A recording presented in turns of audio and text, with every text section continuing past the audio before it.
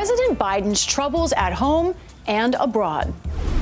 For an American president to be silent on an issue of human rights, is this consistent with who we are and who I am? President Biden meets face-to-face with Saudi Prince Mohammed bin Salman, a leader he once promised to make a pariah.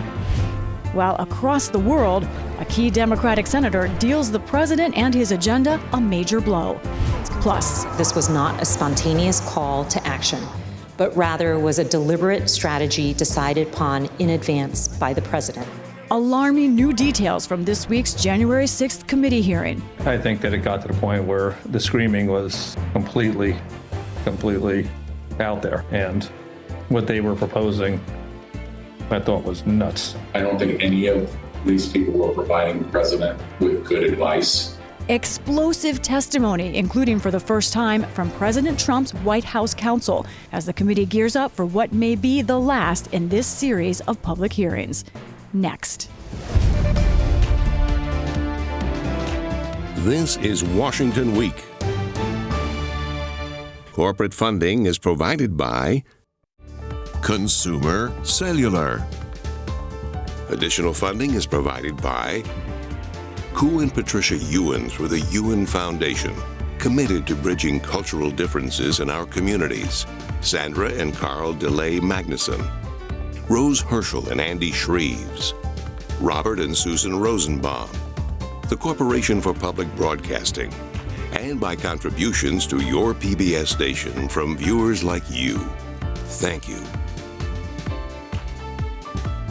Good evening and welcome to Washington Week. I'm Lisa Desjardins. Yamiche Alcindor is away. A high-stakes dance on the world stage is underway as President Biden meets with Saudi Arabia's controversial Crown Prince Mohammed bin Salman, a power broker in the Middle East, and also the man U.S. intelligence agencies determined approved the brutal murder of Washington Post journalist Jamal Khashoggi. With respect to the murder of Khashoggi, I raised it at the top of the meeting. He basically said that he was not personally responsible for it. I indicated I thought he was. But here at home, the president's domestic agenda and the hopes of climate change activists have again crashed into a Joe Manchin wall. This comes as inflation numbers out this week showed a historic spike, the highest since 1981. Joining me tonight to discuss this and more is my colleague, Nick Schifrin, PBS NewsHour's foreign affairs and defense correspondent. He's in Saudi Arabia. And joining me here at the table in studio, Hans Nickel, the political reporter for Axios, and Tarini Parti, White House reporter for the Wall Street Journal. Thanks to both of you. Nick, let me start with you, who are with us at 3 a.m. local time. Let's get going with you. Staying awake for us, we appreciate it. Bring us the latest there from Saudi Arabia, and what is President Biden getting out of this trip? Well, I think he's getting out a few things. He certainly wants to get out more Saudi and OPEC plus oil production to bring down gas prices. We could talk about that, whether that's even possible. I think he's getting, as U.S. officials would put it, avoiding a vacuum in the Middle East when it comes to the United States. The U.S. has receded, at least its influence has receded in this region over the last few years. Biden trying to stem that tide, questioning, I think a lot of people would question whether that's possible too. And in Israel, don't forget that it's important for Biden to be seen politically supporting Israeli officials, and frankly, he believes in it. He is and has been for a half century a big supporter for Israel, and of course, Israel getting what it wants, also that presidential visit. So I think it's all on those three levels, and overarching this is more regional cooperation, product of the Abraham Accords during the Trump administration, but also militaries and intelligence services across the region taking it upon themselves to cooperate because they see a common enemy in Iran. Tarini, we just heard Nick talk about these three levels of goals from the Biden administration, but you know, a picture sometimes can dominate things. Let's talk about the fist bump here.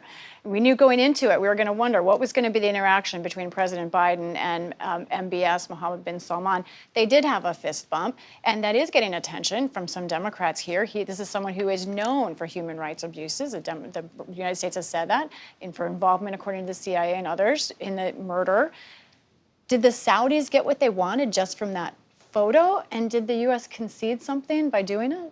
there's clearly a lot of discussion beforehand whether it was going to be a handshake, whether it was going to be a fist bump. And of course, we got that answer today. And the photo, of course, the Saudis released it pretty quickly thereafter. And, you know, it does raise questions depending on what the president is able to accomplish from this meeting, whether it was worth it or not. And we're already hearing some Democrats, including Congressman Adam Schiff, raise that point. He tweeted today basically saying that the photo shows the grip that autocrats in the Middle East still hold on the U.S. and foreign policy because they're oil rich and can sort of have that grip on the U.S. Hans Nichols, let's get into the why of this. Yeah. I know your reporting is that the president wasn't exactly skipping and leaping into this visit, but his administration said he had to go. Why? Oil. Right? I mean, they've been talking about this really since February. They've been debating this. They've been mulling it. They've been trying to attach and find some moment for President Biden to go smooth things over with the Saudis and convince them to pump more oil, because it's just a basic fact of hydrocarbons. They have more of them underneath their ground, and they can pull them out really quickly when they just flick a switch. And so officials always knew the world needs oil. They know that they're facing a lot of energy shortages, natural gas. How cold the Europe winter is going to be is a big issue of concern inside the White House. And they were willing to risk at least have the prospect for more oil, and the risk being this photo. And you know, it's hard to kind of say what the long-term damage of this photo is, if it's just going to be glossed over, if it's going to stick with people. I generally have a theory that when you're covering some foreign trip, the side that releases something first is the side that's happier with it, right? And so sometimes you get these statements that come out and say the two leaders had a productive conversation, which is code for the two leaders were yelling at each other, right? So whoever releases the photo first or something first tends to want to get out front and wants that image. And I think that tells us here. And here it was the Saudis releasing it first. Now, I should have the caveats here, and here are my confidence bands.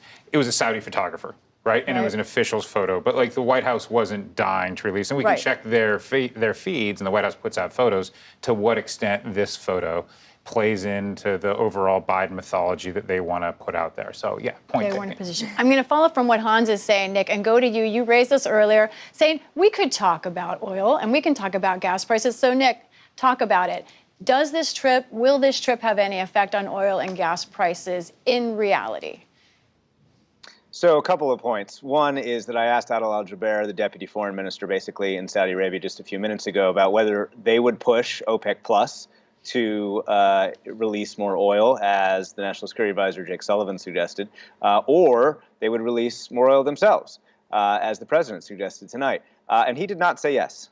He didn't say no, but he did not say yes. And he actually said that they've been producing more oil in the last 9 months, that they've taken steps to think about high gas prices, and that they were not committing to take further steps to try and release enough oil to make a difference. So that's point number one. Point number two is that whether the UAE and Saudi Arabia can release more oil. We know Mohammed bin MBZ, the head of UAE, told President Macron just a few weeks ago when all the leaders were at the G7 that he did not think that there was enough oil that the UAE and Saudi could pump in the next 6 months to actually affect gas prices in the United States. I mean, that is from the horse's mouth in Abu Dhabi. And so we know that regional officials do not think that their pumping more will actually lead to the kind of political benefit that you guys are talking about in the studio. So between those two things,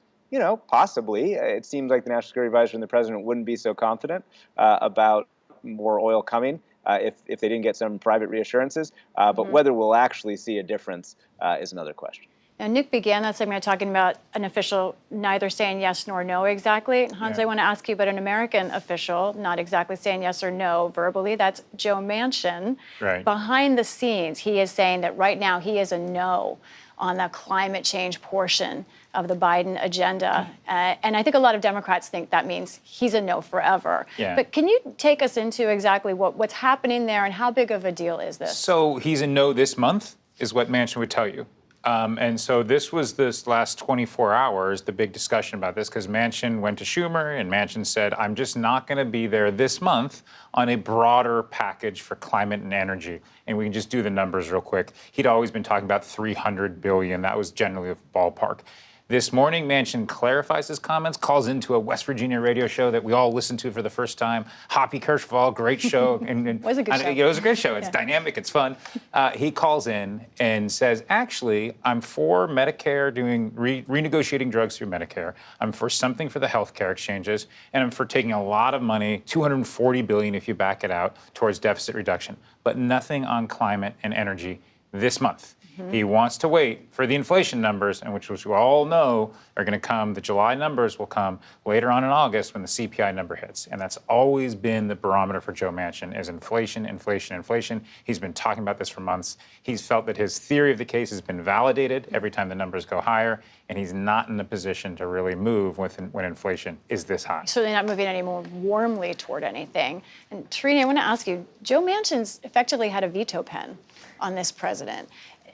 This might sound like a kind of a joke, but I mean it quite sincerely. Like, is Joe Manchin defining the Biden presidency? How much is he defining the Biden presidency? He certainly is. I mean, he's basically, Prime Minister Joe Manchin at this point. And, the president knows that and has tried to work with him, tried to negotiate directly with Joe Manchin, and it hasn't really worked out. The president was asked today if he thinks that Joe Manchin is negotiating in good faith. And the president basically said, I don't know. I haven't done the negotiating on this myself. So he didn't really answer yes or no on that front. But Joe Manchin has, every senator in the Senate, of course, has so much power, and Joe Manchin is certainly wielding that power over and over again. And this was just the latest. And, the fact that the White House pitched this massive proposal, and just mainly because of Joe Manchin, a little bit also because of Kyrsten Sinema, this package has slimmed down over the months, and right now it's basically to the bare minimum. And the president said today that the Senate should go ahead and move forward on it because this seems to be all that they're going to get. Without the climate provisions in it, right? Exactly. So, Nick, I want to bring all this back to you and Jeddah and our president. And I'm curious, you've spent a lot of time in the region. You've been traveling around the region right now. How is President Biden seen there? I think it's not just President Biden. I think we have to call a spade, and then a lot of governments in the Middle East see the United States as a receding power. I think that the Trump administration's efforts were to try and stem that tide and were to try and accelerate what was already happening, which is cooperation between Israel and the Sunni governments as a response to the Iranian threat and as a response to what they saw as the Obama administration's apathy to the region. And as some of the regional actors told me during the Trump administration, as a response to not being sure what Trump was actually up to. And so we saw the Abraham Accords. We saw all this momentum between Sunni Arab governments and Israel that saw Iran as a mutual threat, and the Biden administration's jumping on that momentum. They are simply trying to accelerate things, and Saudi is the crown jewel of that effort of normalization. Israeli officials, Saudi officials, all Arab officials say that if Saudi took any kinds of steps toward normalization, it really would be a game changer militarily, intelligence, and certainly politically. That's just not going to happen, frankly, according to officials across the region, until King Salman dies. And it's not going to happen until Saudi Arabia and the U.S.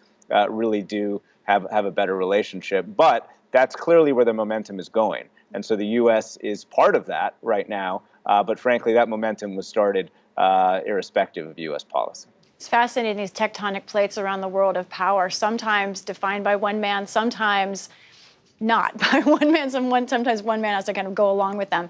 Nick Schifrin, I want to thank you for joining us, for sharing your reporting, staying up past your normal waking hours for us. We appreciate it. Thanks very much. On Tuesday, the House committee investigating the January 6th attack held its 7th public hearing.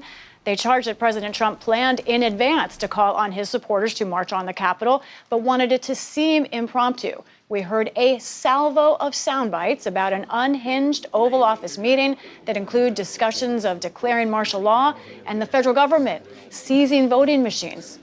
Since that hearing came news from a government watchdog that the Secret Service deleted text messages from January 5th and 6th of 2021.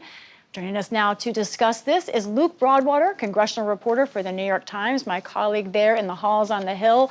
Luke, thank you so much for joining us with our panel here. Hey, I want to start with you in sort of a question about thinking about the narrative arc of this committee over 7 hearings so far, what do you think they were trying to connect? What dots were they trying to connect this week?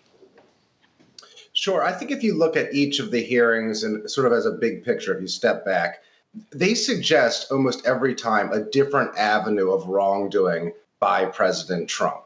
If you look at some of the earlier hearings, they were suggesting the fake elector scheme as a matter for investigation. They were suggesting obstructing an official proceeding of Congress. They were suggesting defrauding the American people and even his own donors. And so I think what we're going to see at this next hearing is a lot of talk about dereliction of duty. And you know, that could potentially have legal implications, but it definitely has ethical and political implications for the former president. And so each of these hearings is a different avenue that the January 6th committee is suggesting, not only to the public, but also to the Justice Department, that this is an area to investigate. And here are a lot of details and facts that present a pretty damning case against the former president. Trina, can you help us with that? The Department of Justice, what do we know about where they are and where other investigations are in terms of possible criminal charges for the Trump administration and those right around it? Well, we know that Merrick Garland, the Attorney General, is under increasing pressure to do something. You know, with every hearing, we're seeing more and more evidence. As you said, the committee has been connecting a lot of dots here. And so it's been putting pressure on Justice Department officials to do something.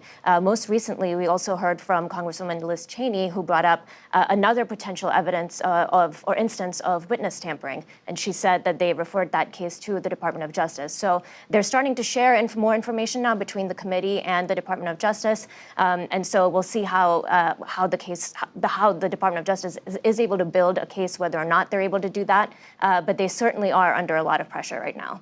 Hans, speaking of someone sharing more information, Pat Cipollone sat for 8 hours with the committee behind closed doors last week, and we saw a video of his testimony this week. How significant of a figure is the former White House counsel in all of this? Oh, I think he's providing an enormous amount of intelligence and insight on what was happening on those days leading up to and then the day of January 6th. And, you know, there's a question of whether or not he was going to testify, whether or not he was going to invoke executive privilege. You know, and Luke might be in a better position to sort of adjudicate on what's new and what we've learned, but it seems like a lot of the facts that are out there on January 6th, we've kind of known through some great reporting from the Times, from Axios, from the Wall Street Journal. But what they're doing is they're really sort of tying it all together. And I liked how he talked about different avenues on different sort of and different sort of lines of attack on the president, if that's the right way to put it. And I think the big question is, how much are we learning new things, or are they proving things that we already knew? And to me, it seems like more of the latter, but I'd be curious on what everyone else has to say. I am going to ask you, Luke, because I have a feeling you might actually dispute that, despite, I know, the tremendous amount of work the New York Times has done on this issue. Are we hearing new things? Well, we are. I do agree with Hans that probably 80–90% of each hearing has been reported. I mean, January 6th, the American Press Corps, I think, has done a phenomenal job investigating January 6th. I mean, you have some great books that have been written. You've got sort of all-star teams at all the major outlets that are digging into this nonstop. And yet each hearing, they surprise me with something. Yeah. There'll be some text message I've never seen, or some deposition I've never heard before. And so, you know, I think we learned for the first time with these hearings about the names of specific Congress members who had allegedly sought pardons. We'd heard that Rudy Giuliani or Mark Meadows had allegedly sought pardons. You know, you hear about allegations of witness tampering that we didn't know about. So I do think each hearing does present new evidence. The thing that really stuck out to me from the last hearing was the text messages with the rally planners, where they were having these sort of private conversations about, we're going to have this second secret rally near the Capitol, but it's got to be, we can't let people know about it. It's got to appear unexpected. And I think that was some new evidence we hadn't heard before about people trying to keep these plans to bring the crowds to the Capitol quiet. I also think that, it's one thing to report these things, but a lot of, as we learned in 2016, when, a lot of reporters are covering later President Donald Trump, a lot of people aren't reading what we're reporting. So it's one thing to actually put it in print, and then another to see it in a committee hearing, and really, have that message get across to the people. I mean, some of these hearings have gotten pretty decent ratings, so I'd say there's a little bit of a difference on that front. I think it's a great point. Are these breaking through to the public? And I think the people that really have the best sort of antenna on that are Republicans who are nervous that this is going to affect their attempt to take over the House and Senate. And from Republicans privately, you hear that these hearings have done a decent job, a fairly good job, exposing what Democrats say was a dereliction of duty, potential, insurrection, all the different verbs and nouns that we hear. Republicans are the ones that are saying, I think this committee's breaking through. And I'm sure you've both been picking this up as well. You talk to as many Republicans as I do when you're on the Hill. No, it's true. They went into this thinking they didn't need a strategy. Their strategy was no strategy. We're going to ignore it. But that has backfired. And I think part of it, some of you have observed too, is that many of the witnesses have been Republicans. I want to talk about a different Republican on the committee, Liz Cheney, the vice chairman of the committee, ended the proceedings by teasing what you mentioned earlier, Tarini, sort of a bombshell. Let's play this bite. Tried to call a witness in our investigation. That person declined to answer or respond to President Trump's call. Their lawyer alerted us, and this committee has supplied that information to the Department of Justice. Now, this was a fascinating moment in the hearing room, not just because, of course, this was a potential criminal charge, as you're talking about, Tarini, but it was Liz Cheney bringing it up at the very end, sort of mentioning it, and I don't think most of the committee members knew she was going to do it. And I want to ask Luke, I have reported on this, but I'm interested in your reporting on Liz Cheney's role, because I understand behind the scenes, she's very assertive. She is really pushing the committee, but what is your reporting on that? Yeah, I would say Liz Cheney is the most powerful behind-the-scenes driving force on the committee. Everybody I talk to says, we've got some very aggressive Democrats on this committee, people who are known as very fierce fighters against Donald Trump. That's sort of the reputation. And all of them say Liz Cheney is tougher and more aggressive than we are behind the scenes. And Liz Cheney also, because of her role with the so-called Gold Team, which is the team investigating Donald Trump, she's been sort of overseeing that team. And so she has access to some of these depositions and interviews that other members and staff don't necessarily have. And sometimes I hear from staffers who are completely surprised by something Liz Cheney will bring out at the last minute. But that's part of the, I think, the success and the drama of these hearings is they do have teasers and they have cliffhangers, and so they've embraced the sort of elements of television that are not normally present in a Capitol Hill hearing. And that's why I think that they're getting something like, an average of 14 million viewers for these hearings, which I think is unheard of for your normal congressional hearing. Certainly the impeachment hearings did not have this kind of drama, though the stakes were really just as high. I want to ask all of you, just in our parting minutes here, I've said, you've probably said on panels before, no one thinks that these will really impact the midterms, these hearings necessarily. We'll see. But I want to ask each of you, could this affect something bigger in terms of how Americans see what happened, how Americans decide they should act themselves and their neighbors? Hans. So it's an interesting sort of public policy, public perception question. I suspect the most lasting impact of these hearings are whether or not they're going to result in criminal referrals and whether or not the Department of Justice will decide to indict the former president and prevent him from running in 2024. And that is no small decision for any attorney general to make. So to me, that's the big question. So are there criminal referrals, and does the Justice Department act on them? And I don't have the answer to that. Luke? The criminal referral discussion, the committee's postponed until they release their report in September. It does seem like most people I talk to on the committee think that referrals are a good idea. There are some holdouts and skeptics that they don't want to look like they're unduly influencing the Justice Department, and any charges against Trump and his allies should seem like they're unaffected by politics. But the committee at this point has done so much publicly calling for a Justice Department investigation. I don't know how you sort of put that genie back in the box. I mean, they've said Merrick Garland, do your job, and Adam Schiff was just on TV criticizing the slowness of the Justice Department's investigation. So they've been pretty open about what they want the Justice Department to do. Tarini, I want to ask you in our last minute. We love tangible things like criminal charges, but I want to ask you a big picture question too. Yeah. Can this move anyone's psyche or culture here? Yeah, I think, we always think of things politically, and, in the midterms, it's because the economy is on everyone's minds. It's not going to move things. But I think looking ahead to 2024 and how people sort of think about government and the presidency, it might again raise questions about sort of the chaotic time that we went through during the Trump presidency, and sort of remind people of that and whether they want to see that again, given that he might be announcing sometime in the fall. I don't know if, philosophically or culturally it'll change much, but maybe, politically looking ahead to 2024, it could have a little bit of impact. I think it could affect the idea that the election was stolen, but we'll see. Anyway, thank you all. We could talk about this so long. We appreciate it. Tarini, Hans, Luke, thank you all so much for joining us. A really good discussion tonight. And before we go, don't you at home forget to watch PBS News Weekend for the latest from on the ground in Saudi Arabia as President Biden wraps up his trip to the Middle East. That's Saturday on PBS News Weekend. Thank you so much for joining us. Good night from Washington. Corporate funding for Washington Week is provided by... For 25 years, Consumer Cellular has been offering no-contract wireless plans designed to help people do more of what they like. Our U.S.-based customer service team can help find a plan that fits you. To learn more, visit consumercellular.tv. Additional funding is provided by Koo and Patricia Ewens with the Ewen Foundation, committed to bridging cultural differences in our communities.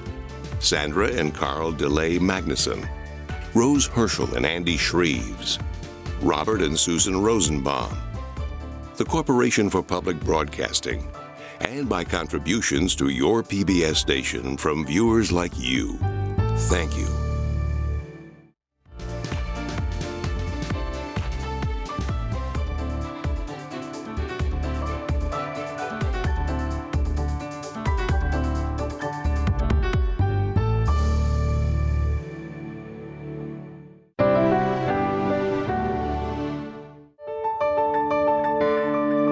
You're watching PBS.